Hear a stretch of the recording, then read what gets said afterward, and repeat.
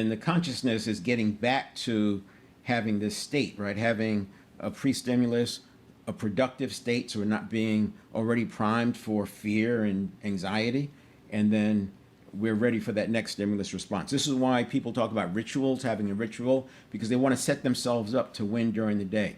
And we also cover, I mean, I use rituals, we use meditation, but the first thing we want to do is condition this so you're not having to rely on meditation. Nothing against meditation, but there are some people who aren't interested in doing it. Maybe they, it's interesting, when people hit rock bottom, it's like all of a sudden meditation becomes important. You don't have to meditate to get this. Meditation will help.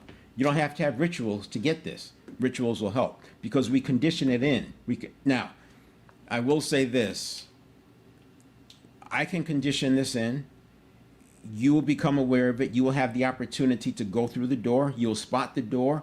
Let's talk about it like cognitive bias, planning fallacy. Planning fallacy says that the majority of the time we're planning something, especially in the near term, we're going to overestimate the simplicity of it. We're going to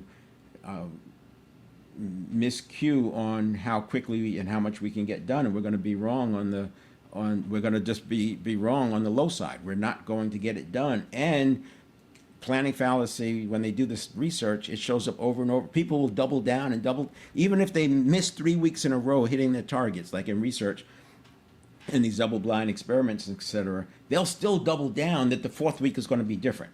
So you can become aware that, hey, I'm stepping into planning fallacy. I'm falling into this trap.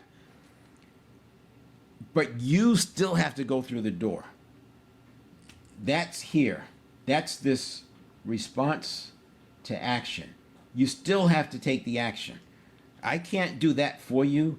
We can condition it in so you're more likely to take it. But if you don't take it, if you want to go back and revisit the past, you have the choice to do that. What we're doing here is giving you the tools so that if you really want what's on the other side, that you have more than enough opportunities to step through that door. And that's the objective. So we start with purpose because purpose is enough juice that people will want to do this. Most people remember this happening in college. Let's say it's a semester, so you only have 3 months, but there's like this window of time to either build a pattern of increase or fall down the path of decrease to a lower plateau. And I would say in the college class, it might be 2 or 3 weeks, but I would say in business, which is what we're talking about, this is about 90 days. Now, if you do research, you can find 60 days to 120 days. I would say there's another period out here that's about 30 days. So that would be T minus 30. So they start here. T minus 30 would be 30 days before. And the way I would frame that is you probably have your final interviews. You're maybe communicating with them. They're getting drug testing and there's communications going on.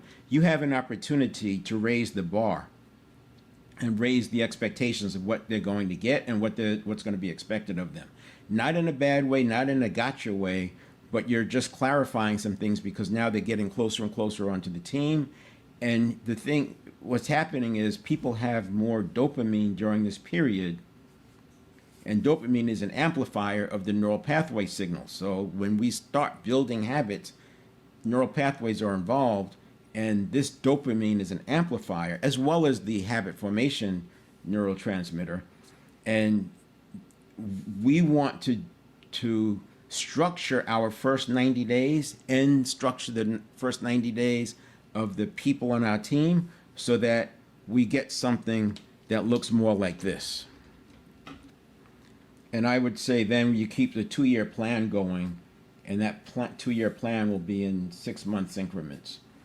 We'll talk about that in the third one. We'll get into more of the design of the plan, but next week we're going to talk about the neuroscience behind this. And it's one of those things, again, once you see it, you can't unsee it. This is what the military uses. This is how we get soldiers up and running and operational in weeks. This is how martial arts works, right? You get the people learning and you break them down and then you build them up, and they're constantly growing.